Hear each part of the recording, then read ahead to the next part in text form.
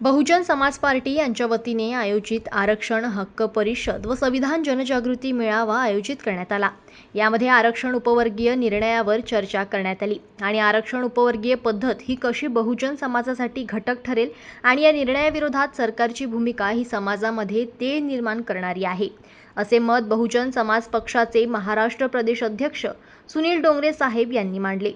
आरक्षणाचे उपवर्गीकरण म्हणजे बहुजन समाजातील लोकांवर अन्याय करण्याचं काम हे सरकार करत आहे आणि इतर पक्ष काँग्रेस, शिवसेना, राष्ट्रवादी इतर अन्य पार्टी यांना फक्त बहुजनांची मते पाहिजेत, बाकीचे त्यांना काहीही देणे घेणे नाही।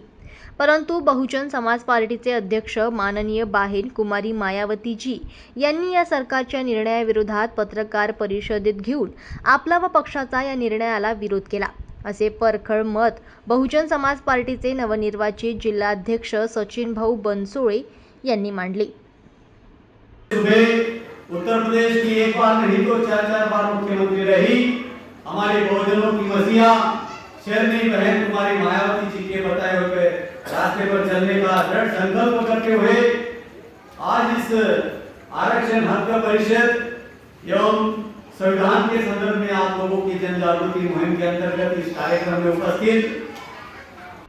या कार्यक्रमाला उपस्थित बीएसपी महाराष्ट्र प्रदेश अध्यक्ष सुनील डोंगरे साहेब, मुकुंद दादा, जिल्हाध्यक्ष सचिन भाऊ बनसोडे, प्रदेश सदस्य गुड्डू भाई, प्रदेश उपाध्यक्ष शिंदे साहेब, जिल्हा बामसेफ राघोजी पुंडगे, जिल्हा महाविजय बचके, अमोल पवार, जगदीश दादा बेदवे, पगारे साहेब, सिल्लोड विधानसभा अध्यक्ष संदीप जोगदंड आदी मान्यवर उपस्थित होते। तसेच हजारोच्या संख्येने बहुजन समाज पार्टीचे कार्यकर्ते व महिला कार्यकर्ते उपस्थित होते।